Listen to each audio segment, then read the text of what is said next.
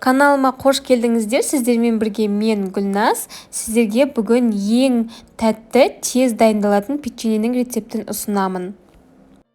Ең алдымен таза ыдысымызға бір дана жұмыртқаны саламыз, үстіне қантты салып, жақсылап араластырамыз.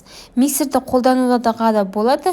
Менің жағдайымда миксерсіз жасадым. Миксермен қолдансаңыздар да болады, ешқандай айырмашылығы жоқ. Бізде жұмыртқа көтеріліп болғаннан кейін үстіне күнбағыс майын құйып, тағы да араластырамыз.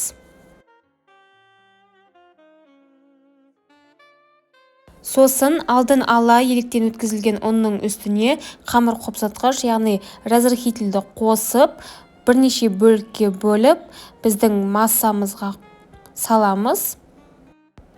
Осылайша бөліктермен сала отырып, ұнымыздан толықтай қамыр жасаймыз.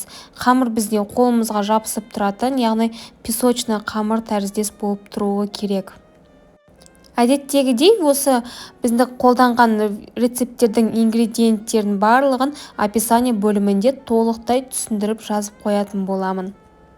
Осы жерде қараңыздар, қамыр міне осындай болып тұрады, яғни песочный болып, бірақ барлығы бір-бірімен қысқан кезде барлығы бір-бірімен бірігіп тұратын болады.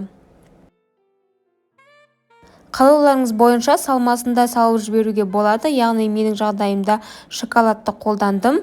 Мейіз, яғни изюмді қолдансаңыздар болады, немесе грек жаңғақтарын қолдансаңыздар да болады. Өте дәмді болып шығады. Барлығын толықтай араластырамыз. Келесіде менің салатын видео рецепттерімді жіберіп алмас үшін каналыма жазылыңыз және өз достарыңызға жіберіңіз. Енді осылай қолымызға грек жаңғағы мен тәріздес дөңгелекше етіп печеньелерімізді формасын жасап, кішкене басқылап шығамыз. Формасын әдемі болып тұру үшін үстінен шанышқымен кішкене басқылап шықтым. Алдын ала қызып тұрған пеште 180 градуста 10-15 минут пісіріп аламыз. 10-15 минуттан жоғары болмауы керек, себебі бізде печенье күйіп кетуі мүмкін. Байқасаңыздар, мен басқа ешқандай да қоспасыз бұл печеньенің барлығы үйде бар ингредиенттен жасадым. Сіздерге де жасап көруге кеңес беремін. Бұл печенье өте дәмді болып шығады. Үстіне қалауларыңызша қант ұнтағымен сеуіп, дастарханға ұсынсаңыздар да болады.